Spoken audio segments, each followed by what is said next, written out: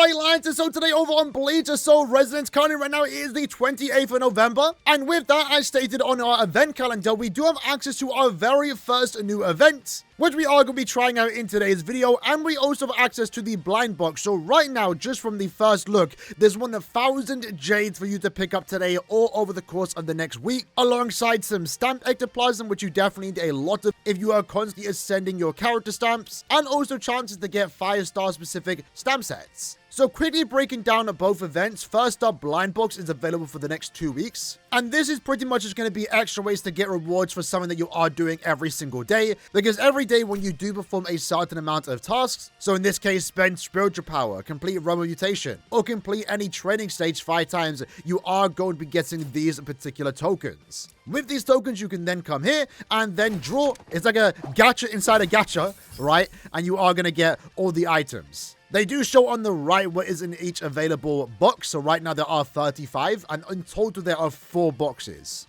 So you can get Spirit Jades. You might not get them straight away, but over the course of the next 2 weeks, as you continue playing the game, you will be collecting these items, and in total you will get around 400 Spirit Jades, right? Yeah, exactly 400 in total. But then after that, we also next up have the joint exercise. So in this case, we can get upwards to 600 Spirit Jades. There are multiple stages from the looks of it, and this is where we are going to get fragments where we can create stamp sets for SSRs, SRs, and also rare.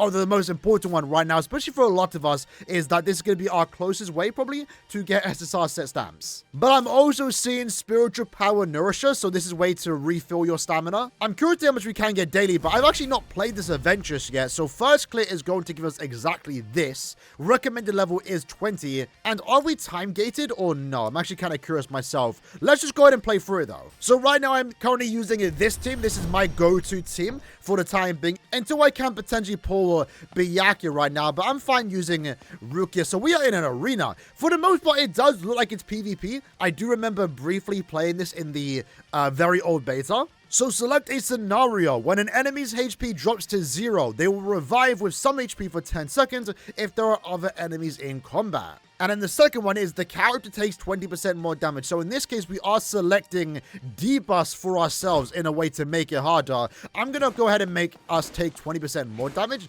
since it's not going to be much of an issue. Hold on, we can't even attack.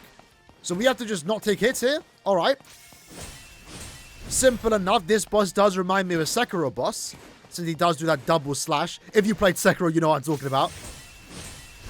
If I recall correctly, he was quite an annoying boss, but this enemy is quite easy to deal with. So pretty easy first stage, but we are making our way through the rounds here. So next up, every so often, the character's damage doubles on the next attack, and all damage dealt by the character is reduced by 30 seconds for 5 seconds after a successful dodge. In this case, let's just go down. But this time we can actually fight, so we shouldn't be taking any type of damage.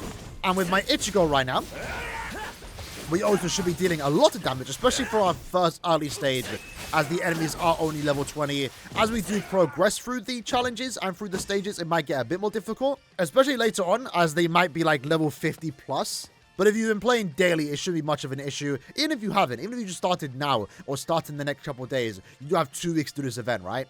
So next scenario, reduce the type of damage dealt by the character by 20%. And when attacking enemies affected by debuffs, their resistance to all type attacks will increase.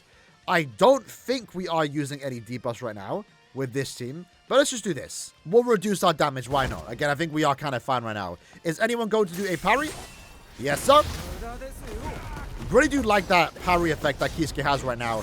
It didn't originally look like that when the character first reads in the beta, but I'm glad they included that particular attack, because it is a pretty cool attack when he did it in the anime. And it is also his like summon animation, so I'm glad they did include it, because previously it wasn't actually part of his kit. So this seems relatively easy right now, at least maybe for the time being. Character takes 20% more damage. After switching, the damage dealt is reduced significantly. We'll do this one. We'll just reduce our damage. So we have to survive with at least one character. Okay. This is kind of cool. This is what I'm liking with the game right now, is that they are changing up the combat. It's not... Oh, hold on. Every quest, every event is not always just the same type of game in a way, right? Like, they will add mechanics, they will add gimmicks, they will change the camera angle, point of view, like we are seeing right now. Oh, hold on. Am I supposed to be dodging? Should have been paying attention to that. Hopefully that doesn't hurt us long term in the point system here. But we actually don't want to dodge. I think I've only dodged once, though, so I think we are fine for the time being. Seems simple enough, but this is kind of cool. Not too hard right now. Damn, we actually dodged more than 3 times. That sucks that I didn't actually read that there. But look at the crowd. I kind of like the arena. If PvP was ever to be added into this game, because I know that's been heavily requested, and the developers themselves have actually addressed that, saying that they tried it, it didn't work. Maybe they'll try again in the future, but I can see this being a pretty cool PvP arena. So next up, next scenario. After switching the character, your damage is significantly decreased, and all damage dealt is reduced by 30% for 5 seconds after a successful dodge. So we'll go with this one with the idea that we're just not going to dodge any enemy's attacks, because we do be switching quite a lot with this team. We'll group everyone together. Well, I say that and then we just dodge, but again, right now we are level 20, or 20 enemies, so not much of an issue here. That was a pretty easy stage. There we go. And then now we are on the boss fight. We are up against Jadambo. Okay. And I assume all the effects here are in effect. Let's switch to Ichigo. And he goes down super quick. So super easy for the first quest. Is this a daily event though? And even though we did fail to do that one challenge where we lost out on 50 points, that didn't matter. We were still able to get the overall 800 points, which is going to get us the 100 Spirit Jades, a free stamina refresh, imaginary fragments for 2 to 4 star stamp sets, and also 10k con, which right now isn't too crazy, but we're definitely taking the Spirit Jades and also the stamina recovery. And then I believe we do have to come back tomorrow. So this is a daily event that you want to do daily. Pretty good rewards too. Again, it's pretty much 100 Spirit Jades every single day. Also a stamina refill every day. So even though it's only 60 stamina right now is an issue. So anything that we can get is going to contribute to us leveling up faster, even if it is only 60 spiritual power. But if you are someone that likes doing everything in one go, what you can do is just wait for 6 days for all the stages to unlock and just do it in one attempt. But for the time being, for those that are doing it daily, this is something to add into our daily routine of what you're potentially already doing in game right now. Overall, though, I do like the idea of the event, and it seems like the final quest does actually give us these ones. But we do how many stamp sets do we get here? We get 10, just 10 golds. So with that, if you do come to the crafting screen, I believe with the 50% off, you should be able to get a guaranteed 5-star stamp with the 10 golden pieces that we are going to get on day number 7. But yeah, pretty cool addition to the game right now. More rewards for the most part. I'm really liking the events that we have been getting, even though technically like the big events haven't even started just yet. Right now, we are still basically working with the launch rewards, and we have all that to go through with the story mode and stuff like that. But all the big stuff is then going to start happening, you know, once Toshiro does release. We get the login bonus, we get the Toshiro event. These are just additional stuff to do, which I do like. And the idea of this particular game mode or event is actually pretty cool. And I'm excited to see how far that can go in terms of difficulty as well. Right now, it's relatively easy, but we are only in stage 1. As we get the later stages, it might become a bit more challenging and a bit more fun. So with that, for me personally, I might actually save all these to do it in one day, in one video.